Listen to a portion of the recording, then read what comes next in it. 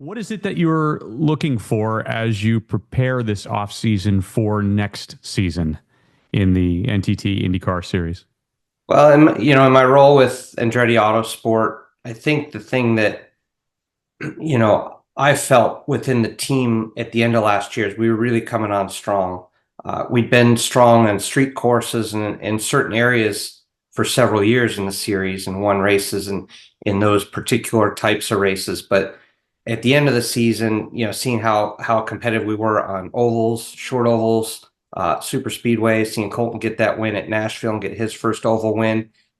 There's just a general sense of, I don't want to say confidence, but optimism that we're on a good trajectory and we've got to keep working hard. But there's a lot of good things that are possible for us this coming year in IndyCar.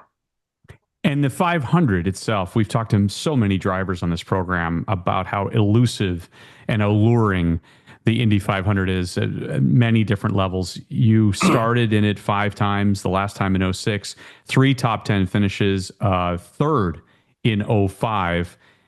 You know what it's like there.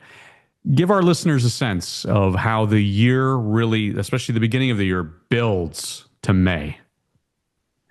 It's the elephant in the room every single day, and when we're racing in St. Petersburg or we're racing in Birmingham, Alabama, and Barber, we still have kind of one eye on that race because it is the big one. It's the one that everybody wants to win.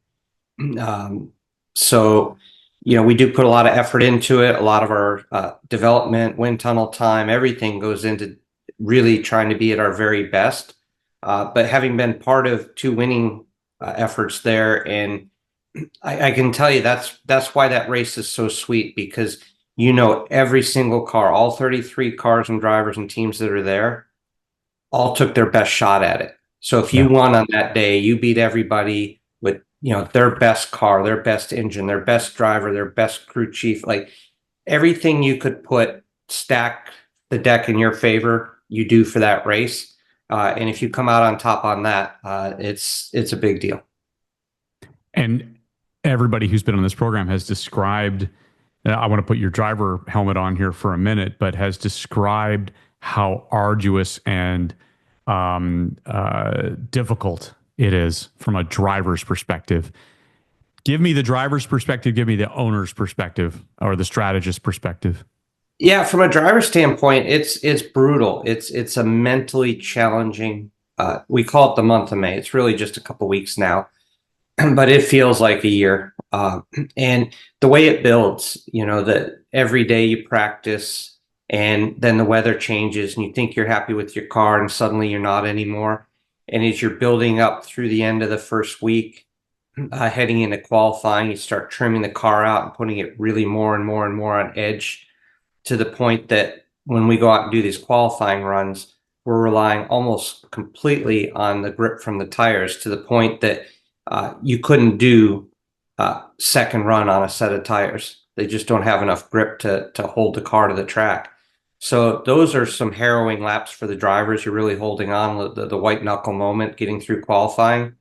And then after you've kind of run that gauntlet, now you got to get ready to race. And the preparation for that, and the greatest spectacle in racing, the biggest single day sporting event, all that goes into that. There are hundreds of thousands of people there, and the pomp and circumstance, and you get kind of torn into interviews, and then there's parades and public drivers meetings, and it's really a meat grinder for the drivers. And to try and keep your head on straight, keep focused, it's unique in sports. I mean, the Super Bowl or the World Series are big, but you don't see the players having to do a parade before those things, and the level of interviews and access and autograph sessions before having to perform at their highest level on the biggest stage for their sport.